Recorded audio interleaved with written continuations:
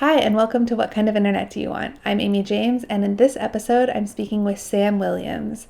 Sam is the co founder of Arweave, a decentralized network for permanent information storage, and the CEO of Minimum Spanning Technologies. He has a visionary perspective about the future of technology and has studied the history of authoritarian regimes. And this combo gives him a really interesting perspective on the importance of permanent information storage. In this episode, we talk about how truth can be evaluated, the importance of open data and why data will be more important than interface in Web3, how Web3 has been tarnished by scams, and that infrastructure use cases is the real story that people need to hear. But before we start, please hit the like button and subscribe to the channel, and let's get into it.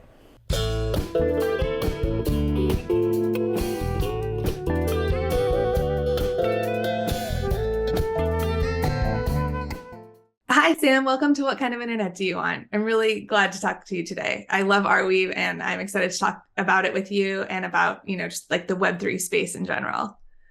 Amazing. Yeah. Thanks so much for having me on. Yeah, for sure. I thought before we, dive into things, if you could just tell us a little bit about who you are and what you do, just for people who don't know. Yeah. So I'm Sam. I created the Arweave protocol in the first place. It's now a fully decentralized ecosystem, and I run one of the organizations around the edges of the protocol that's kind of pushing for its adoption. But there's really just one of many at this point, about 7 or 8 sort of core organizations. So Arweave is this permanent information storage system.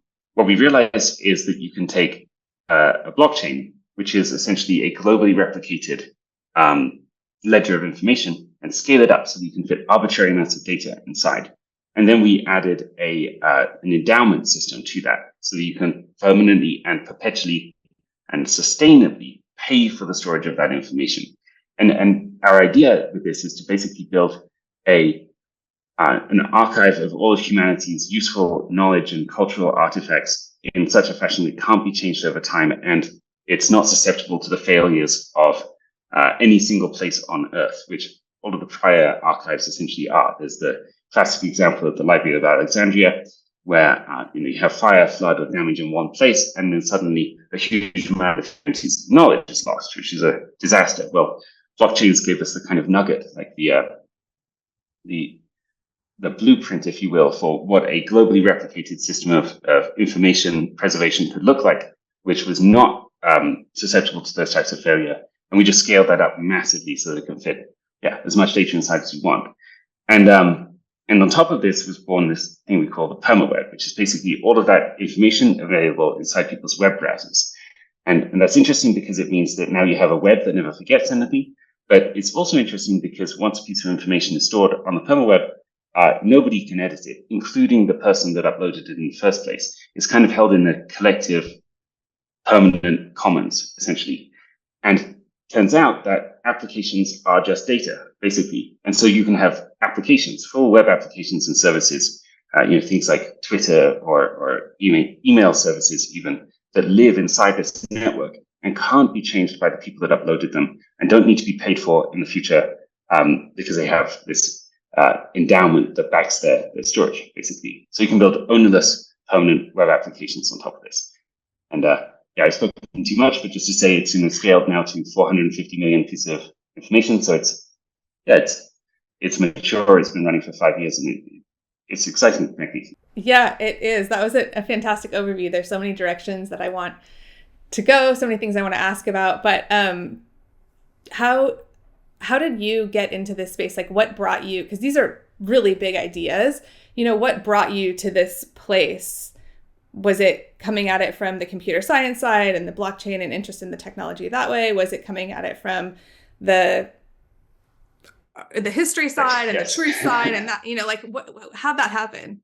I would say I was motivated more by the problem, and then the technology was. I was building distributed operating systems as my PhD at the time that I started at Arweave, and I'd been tracking blockchains, I guess, for a long time. And so when I encountered the problem, and I would say the problem is the world is heading in an increasingly authoritarian direction in the West and the East, I would say. And if you look at history, you see that one of the most important things that those regimes need to do in order to establish themselves is to gain control of the information space.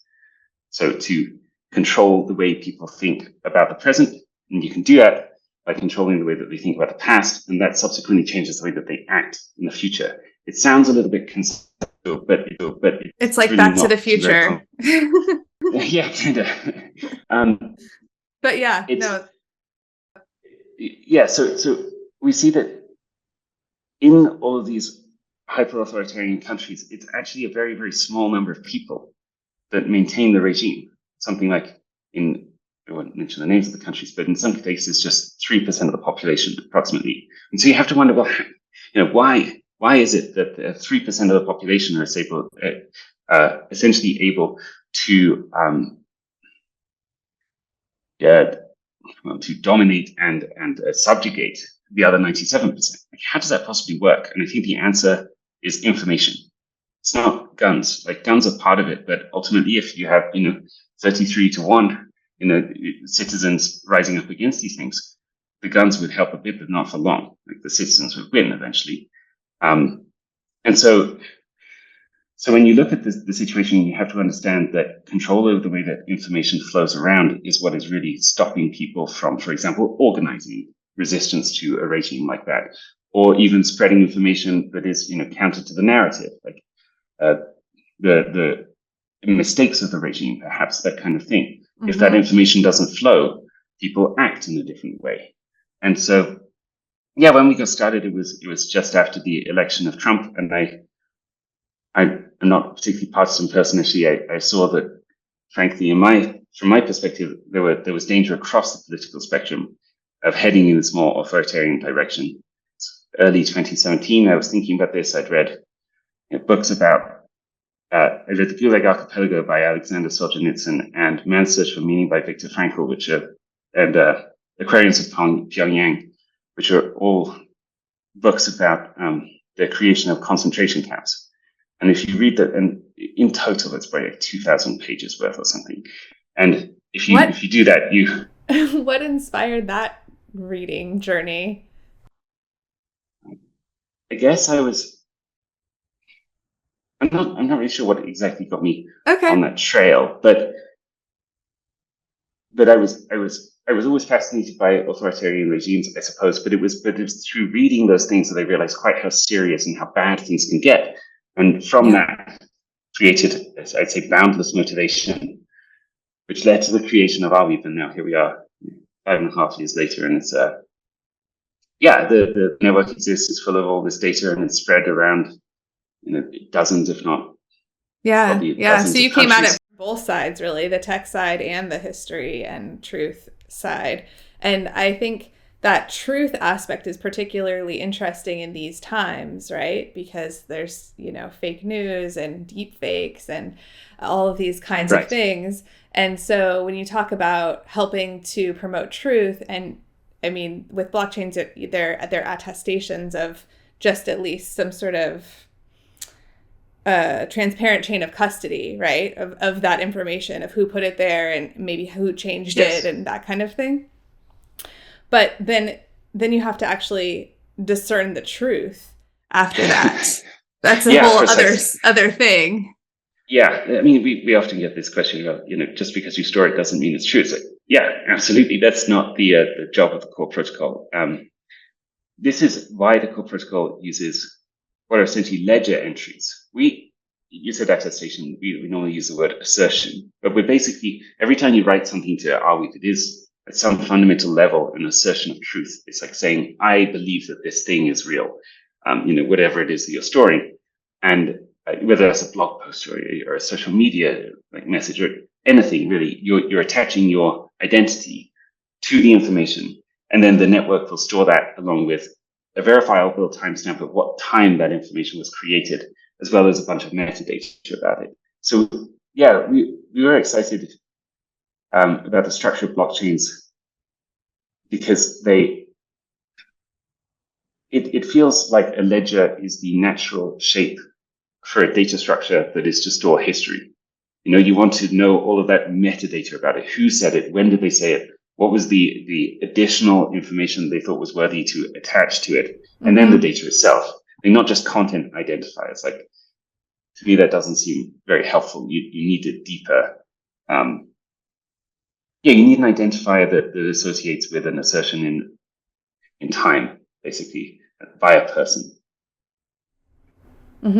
Yeah, that makes a lot of sense.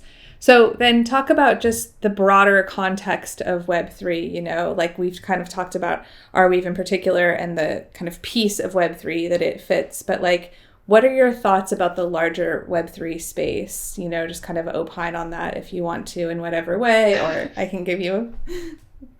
So it wasn't long after we built Arweave as a permanent information storage layer. It was initially intended to just store newspaper articles. And then we realized that actually, you can store all types of data on top of that. And then we realized, applications themselves, turns out, are just data.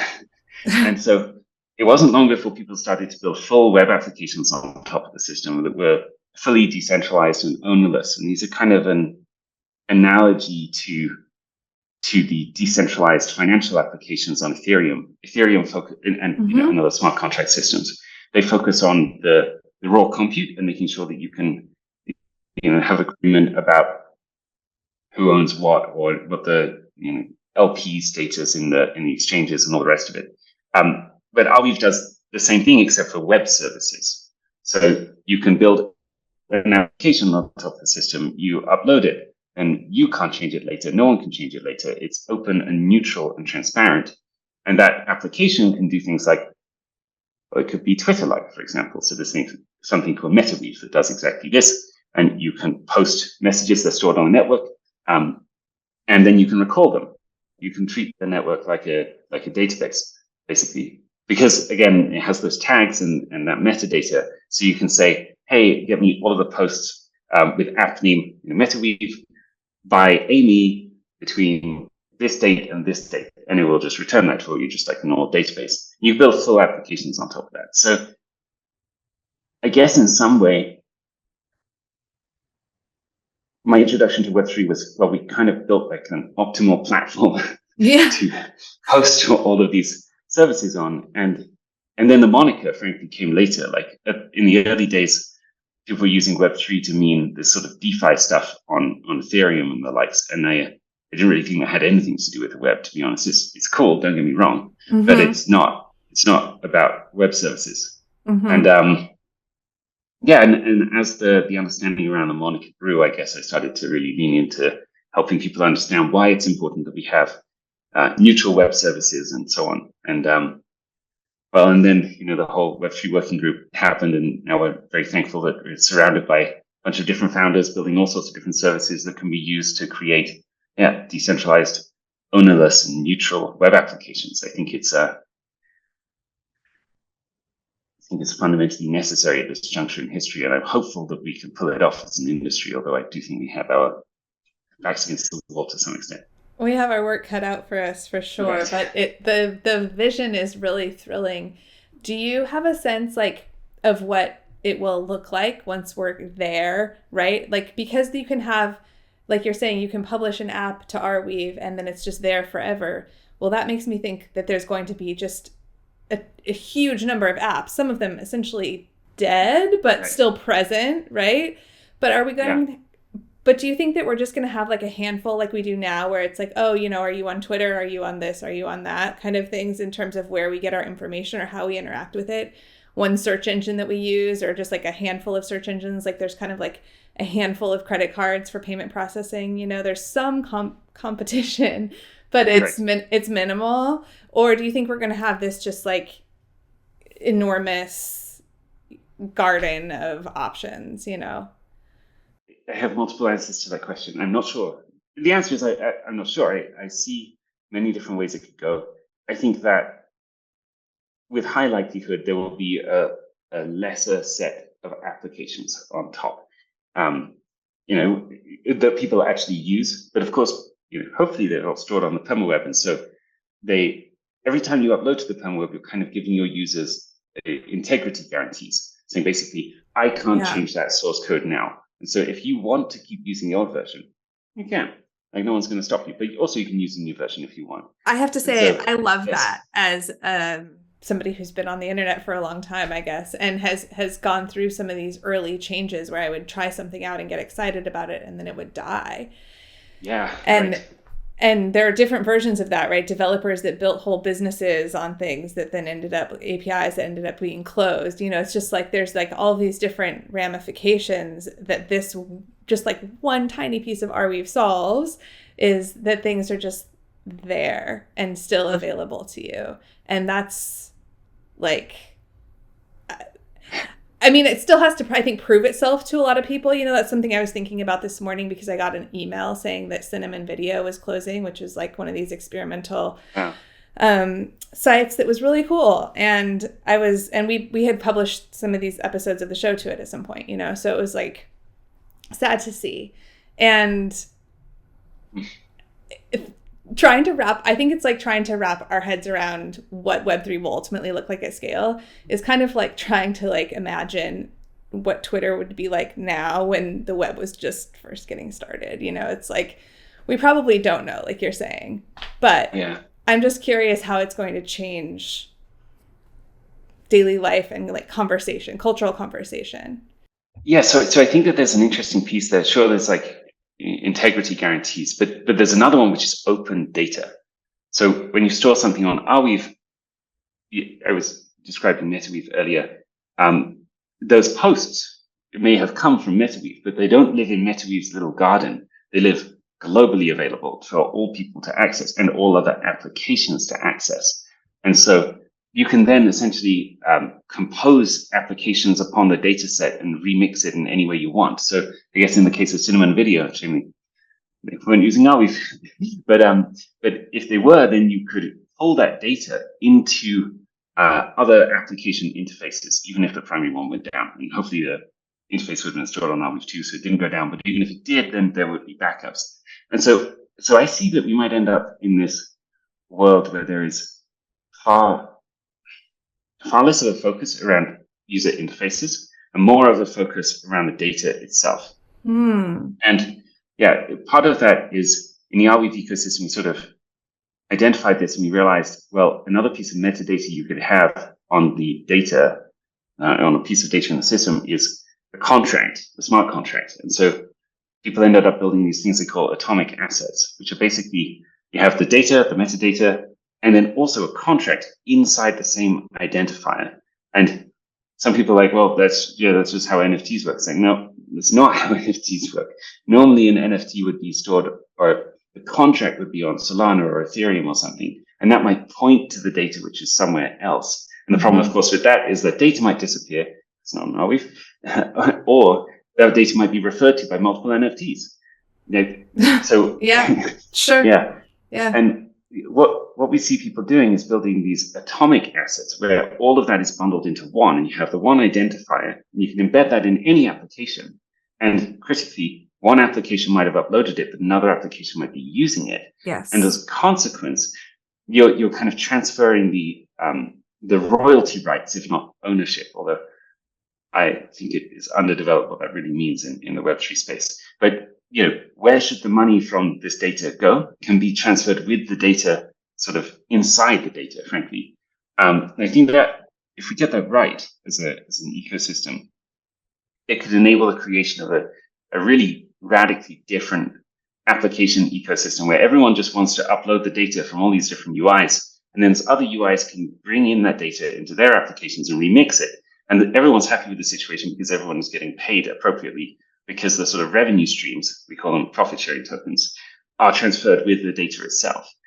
And I think that there's a hyper extension of that model, which is like, well, if ChatGPT and so on can produce what is essentially UI code instantly for free, well, then maybe UIs just kind of cease to be relevant. And what you really have is this permanent open data space where all of the data is pulled into these. I say I want Twitter, but I also want it to be where I'm only seeing data from people that mostly upload videos.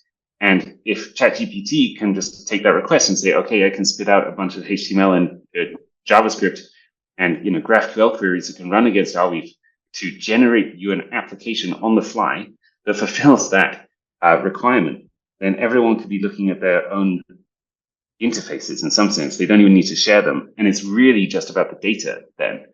I don't know, I was going to say that's pretty far out there. When we first started thinking about that 2 years ago, it seemed, implausible. But now, like, we've tried this out with ChatGPT. You can totally get it to generate HTML and GraphQL that will just ask for the right kind of data and then find a nice way of formatting that data for you. And then you can say, yeah, but make it bigger, make it smaller, make it red, green, whatever. And then, it does work. But how much ChatGPT has the potential to change, I think, the speed at which Web3 develops is really exciting, actually. And I think what you're saying about essentially like curating your own data feeds, like in the very beginning of at least my kind of use of the web in terms of trying to like have various people curate content for me was like the recommended section on blogs. They would put like the other bloggers that they liked, right? And so then you could ultimately, and then that kind of turned into like these aggregator sites where you could see several different creators that you liked at once, and then we ultimately got the feed. But that essentially what you're talking about is like this agent that makes for you, that curates your feed for you, and that you are able to control. And that's super interesting, because that means less like that we're just like in these little tribes, or we're all just in one place together, but that we're actually able to kind of, I don't know, have a unique perspective and yet all be looking at the same information, which is what life is like. Right, I guess so. It's like it makes the user interfaces thinner and the data fatter in some sense. In terms of the core of the experience of what the web is, it diminishes the importance of the different user interfaces. And I feel like now, why are the user interfaces so important? Well, it's because we call them user interfaces because that's the thing that we look at. It's actually not true at all. Basically, what we're talking about is the data silo. True. Building Twitter is not actually fantastically complicated, even to do it at scale. With a small set of good engineers with all the open source software that's available, it's not impossible, to say the least. What is impossible is replicating that data set without access to it. The user base.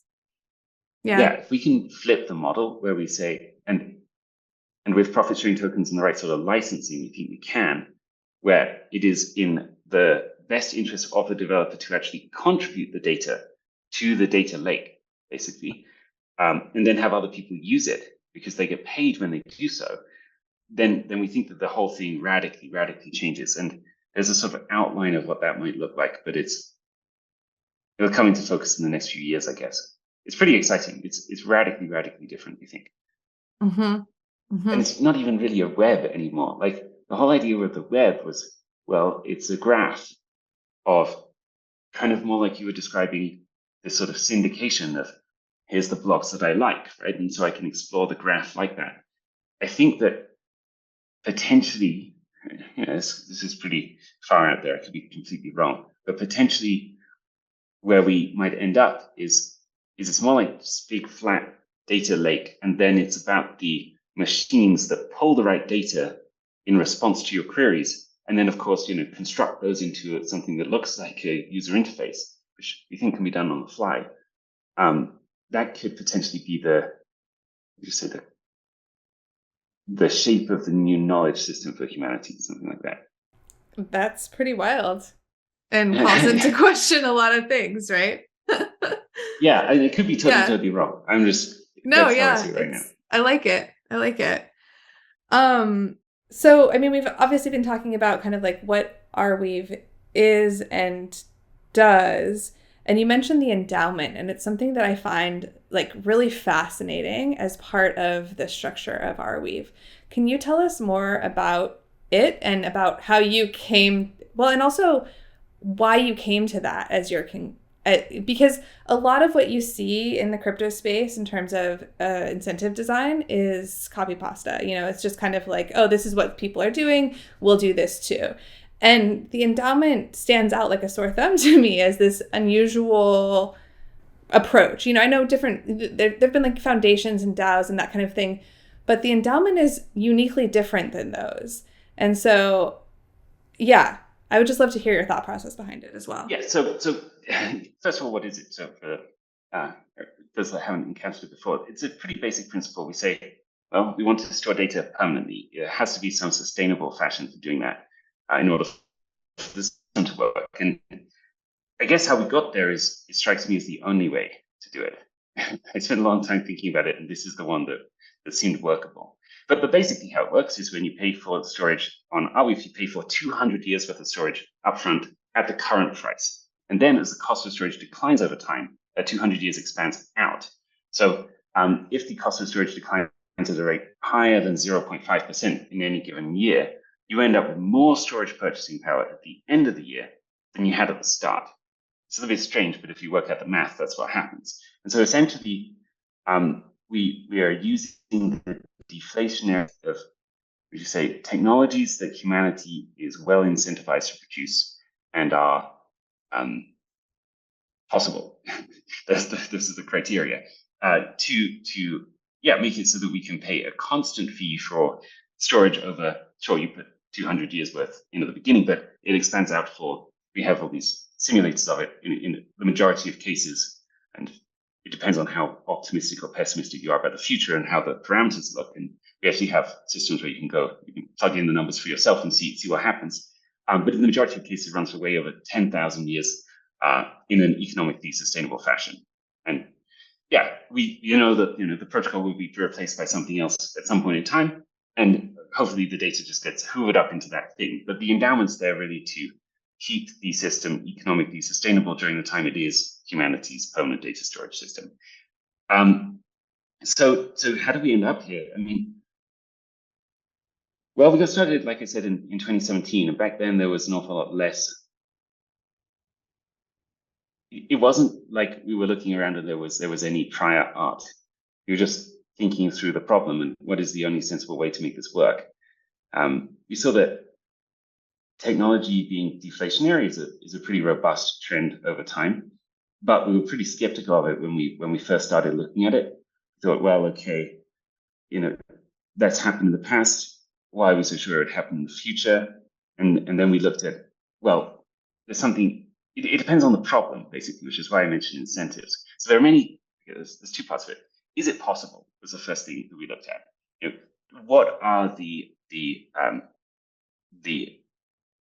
theoretical, fundamental, sort of physical limits that would stop you improving the density of data storage? Basically, the question. And we looked into this. We found that basically humanity is currently shipping something in the order of 10 to the power 13 bits per cubic centimeter, I believe it is. And the theoretical maximum is something like 10 to the power 67 bits per cubic centimeter. So there's a lot of slack there. That's good. But then there's the other question, which is, well, sure, it's possible, but will people do it, right? And then when we looked at, we think that there's a very strong argument that basically brains and brain-like things, whether they be AI or humans, love data. They want more and more data. It's like it's almost the fundamental thing for brains. Like, yes, the brains in humans live to serve the bodies, which need to, solve problems to be alive and procreate, basically. But outside that, the brain just really wants more information so that it's more efficient at solving problems in the future. And so we think that there's a very, very strong incentive, so much innate to humans, that pushes them to try and find more efficient systems for data encoding. And we see that, we look back in history, like what happened in the last 50 years. Well, the rate of increase in efficiency, or rather decrease in cost of information encoding, it's radical. It was about 30% per year in an average year, which is totally crazy. But even if you expand before the creation of computers, you see that over the Gutenberg press, for example, is a huge decline in the replication cost of information. And before that, there's various forms of papyrus and scrolls and so on. And you just see that actually, if you expand out and then carving into cave walls. That took a lot of human effort to encode one symbol, right? We went from that to hard drives, like 20 terabyte hard drives that fit in your hand. And so, yeah, we see that this is part of a very long-term trend, and it's deflationary. So that's kind of cool. We don't need to go searching for yield anywhere in society. You can just put the money aside, and because humans are incentivized and there is space to do this, they will decline the amount of effort, the cost, which eventually relates to cost, that goes along with encoding data. So you just sit there with the money, and over time you can buy more and more stuff with the money. And then there's a question of, well, why did we choose the parameters we did? We chose 200 years because to a certain subset of the population that are very skeptical about the future, which I can understand. Like, Arweave is not built from a particularly optimistic place. In some sense, it was built to maintain free speech in the face of what appeared to be mounting problems. Like, that's not an optimistic take. Anyway, so yeah, I can understand that. Well, okay, you got 200 of the storage at the current cost, 3 human generations for people that are very pessimistic about the future. That approximately equates from people we've spoken to with permanent. And so if the price of storage never declines again, you have that basic 3 human generations.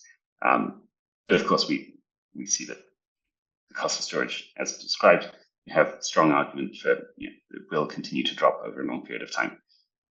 So that's the endowment. And yeah, like I said, we came up with it that way because it just seemed like the only way to solve the problem, really. I can't imagine another way of doing it. Okay. Interesting. Yeah, I think the endowment is just such an unusual and elegant solution in the way that it works inside the Arweave system. So where do you think that we are in terms of Web3 adoption? Like we were just talking about ChatGPT and how that could potentially accelerate things. It's sort of unclear. Years ago, people were saying that crypto and blockchain was having its like 1995 moment, like when the web went big, and I personally don't think we're there yet, but I probably should have just kept that to myself. I don't want to color what you have to say. Where do you think we are and where do you think we're going? I think that we are stuck right now. I think that society outside of the crypto space is begging for this solution for neutral web services. Everybody who knows it as big tech, it's the problem, is that, in 2-word description. Right, yeah. They don't know what the solution is yet. And I think that the solution arises from a set of systems that are, the first use case was finance. And that makes sense because, blockchains are essentially trust machines, right? So how can you lessen the requirement of trust on a computer program, basically? And Satoshi, through some suspiciously miraculous thinking, like very, very, very smart thinking,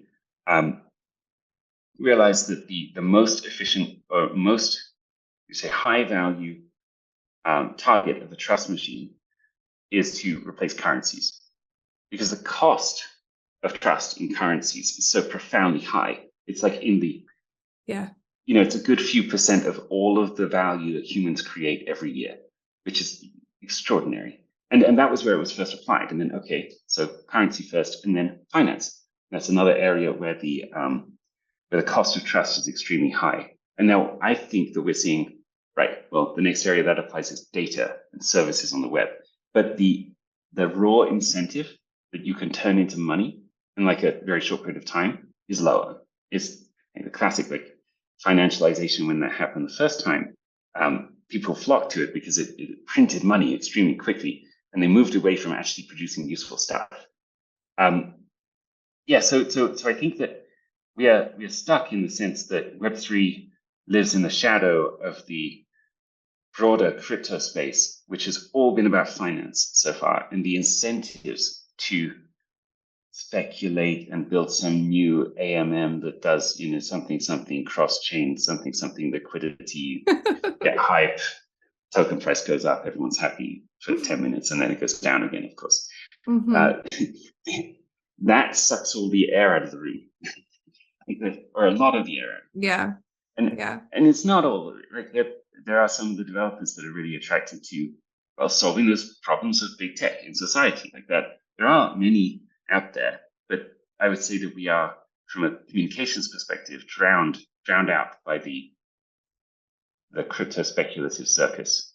And that was actually one of the reasons I'm so excited about the Web3 Working Group in the first place as well. This is a chance for the Web3 community that is trying to solve the problems of big tech to come together and to speak with a slightly louder than normal voice about, hey, here's our niche of how we can use this decentralization technology, this trust machine technology, to do something else. And my hope is that we will be able to speak loudly enough to delineate a sort of line that says, okay, yes, there is all this speculative stuff, but there's also other things you can do with the technology. Yeah, I can feel that stuckness for sure. That makes sense, because it's been something that's been wild to watch over the course of the time that I've been in the Web3 infrastructure space, of just like complete blindness to the problem that now there's like incredible awareness of, like you said, that people now, just everybody sort of universally hates big tech, and that's the 2-word answer for it. Yeah. So what, do you have a sense of like what developers need in order to get unstuck? Like, is it certain tooling? Are there things that maybe Web 2 developers would like naturally be attracted to, like certain problems that need solving that they would have the skill set for? Like, what are your thoughts in terms of like advancing the applications and the system? Yeah, that just advancing it forward to the point where because right now the user experience is tough, for honest. It's tough for a lot of people. And so what is it that, people need right now? To be honest, I don't see it as I don't think that the thing getting in the way of speed of development of Web3 is the end user experience. My hunch says that it's actually about helping developers understand that there is a real solution to a real problem here that is not associated with this thing that's frankly seen as scammy, which is the crypto space. There's just so many. Like, if we could just differentiate what these Web3 technologies do, which allow you to build provably neutral web services, if we could just get that message to the Web2 developer crowd, I think they would immediately, right, yeah, I understand. I work in this company and there were all these dubious content moderation decisions all the time. I don't really want to support that. Like, they understand the problem, but the solution is wrapped up in what is seen as this, quite unseemly and frankly, working around crypto for the last 5 years, a lot of it I really despise. I think that I love Bitcoin. I was invested in the Ethereum ICO. I put $15 in to buy compute credits, but it turned out at that price, $15 turned into a lot more. So I love the idea of Ethereum. I love all of what the technology enables, and there's a lot of stuff in DeFi even, which is really genuinely cool. Like, when you looked at, for example, the sort of liquidity crunch last year and the deleveraging that happened in 2022, it's really profound that the properly decentralized, no BS DeFi systems were impeccably they worked in the highest possible circumstances. All that stuff aside, though, there is just so much noise and nonsense that's really just people trying to get rich quickly that I find it hard to want to be around. It's exhausting and depressing in a lot of ways. So I can really empathize with the developers out there in the Web2 world that haven't really even bothered to look into what this Web3 thing is about, because they just associate it with all of this scammy behavior, frankly. And I can really empathize with that. My hope is in the next phase we will be able to, and again, that's why I'm so excited about the working group, we will be able to speak in a clear way and differentiate these infrastructure services to allow you to build these neutral applications, provably neutral applications, from this other thing. And so people can start to learn about it. They can see past the noise. Because basically, I think everyone that is serious and gets into crypto-related areas, I'm not sure if you guys can have video or not, so I'm doing big scare quotes there. It's on the audio. Okay, cool. Crypto-related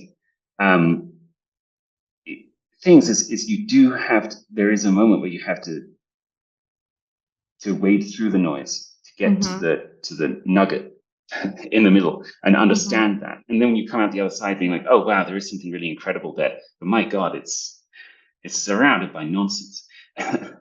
And so I just hope that we were able to bring more developers over that line. And yeah, that's a fair criticism. Once that meme starts to spread, Yeah. Oh, that's a good point. That's a good point. The meme of what it means, like that captures developers' hearts. That will be a really exciting moment. That's true.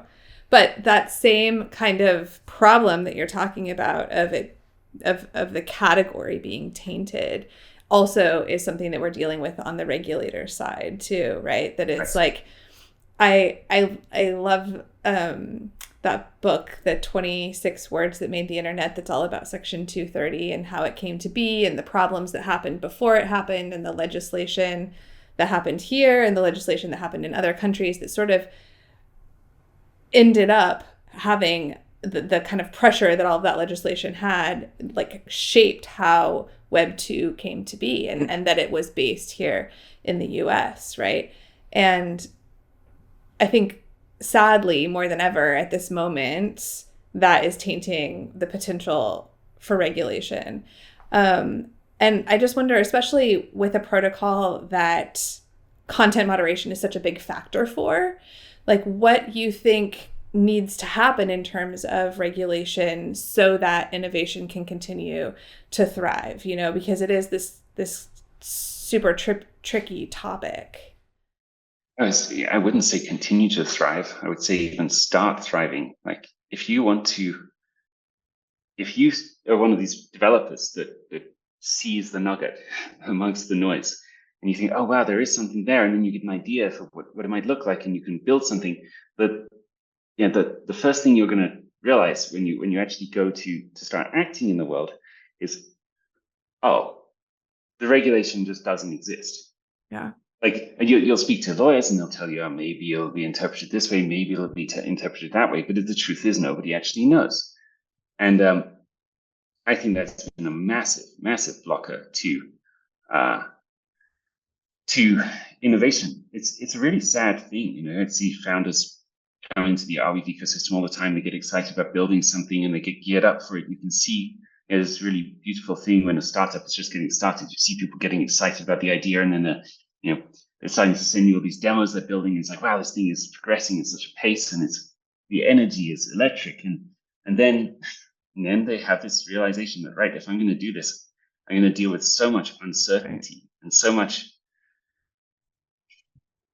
that in a lot of cases just scares people away. And the sad thing is it scares away the people that are, you could say, most, or some, not all, but some of the most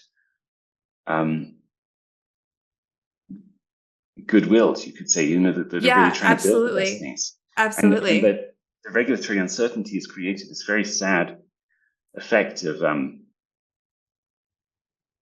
it's not in all cases. Many people persevere through the uncertainty and they're willing to deal with. But no, this is something that we've talked about, that it's created this weird sort of selection bias for people who are willing to take on that risk.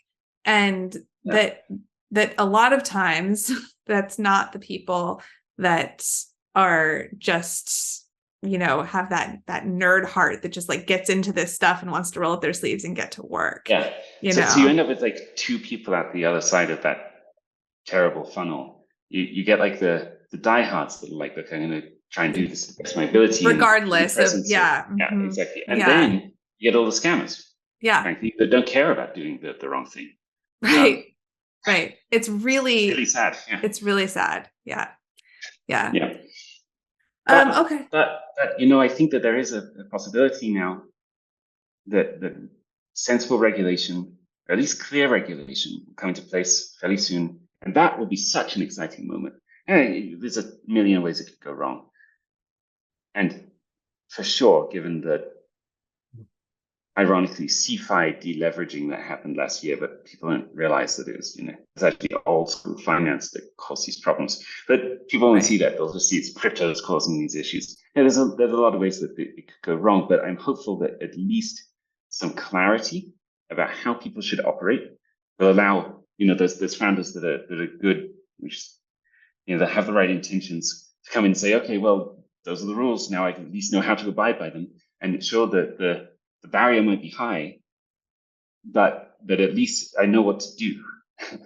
So that's going to be really exciting. And I do think that, depending on who you ask in Washington, right? Like lots of different stories going around, but at least some of the people I hear from say that the SBF FTX catastrophe is so radioactive that it's possible now that we might even, now might be the moment we finally get some clarity on what the regulations are. So, and to some extent, even if they are bad, I can see that it might be a big unlock, because at least people know what to do and they can abide by it, even if it's horrendously onerous.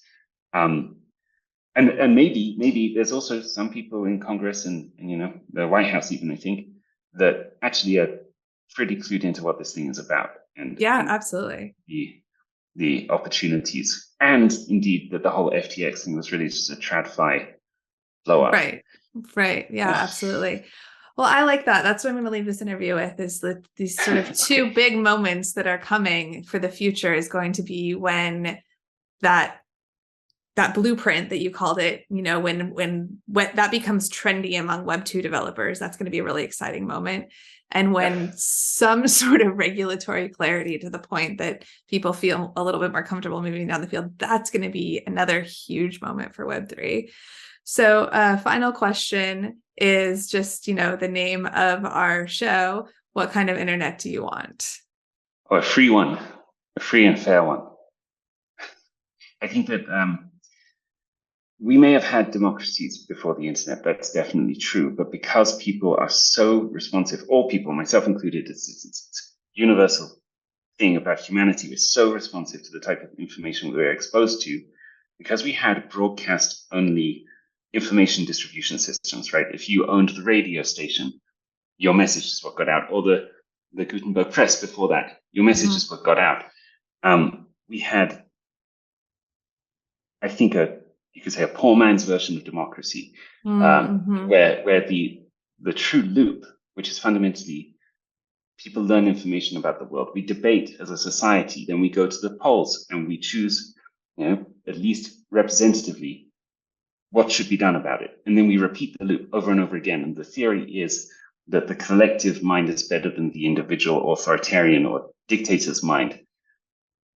I think that we can unlock that world where there is like proper peer-to-peer discussion at scale in a way that just didn't exist before. So that's profoundly exciting. And you saw that start at the beginning of the Web2 era, I would say, particularly with things like Twitter and Facebook, where people could talk to each other at distance and debate in a way that just wasn't possible before. But then it was the corruption of the final remaining point of centralization. Twitter is peer-to-peer information sharing, asterisks, as long as Twitter is neutral, which, what do you know, that was the thing that got corrupted. And then we had horrendous, I would say, crimes against democracy, like censoring certain information, particularly the last 2 or 3 years. There was important information for the society to discuss in order to understand what it should do next. And yeah, I think that Web3 is a solution to that. Having provably neutral web services is how we can get past this point where there is a single centralized point of potential corruption, essentially, and move to a better implementation of democracy. That's my hope. I love that. That's why I'm here too. And so it's just been a pleasure to work alongside you and all of these other amazing infrastructure founders and teams that are building the web, the next Web3. Well, likewise, it's been great. And I hope that, I hope we can get the word out there in the future. I'm really excited for that. Okay, I think there's important work to be done. Awesome. Thank you so much, Sam. Amazing. Thank you. That was great.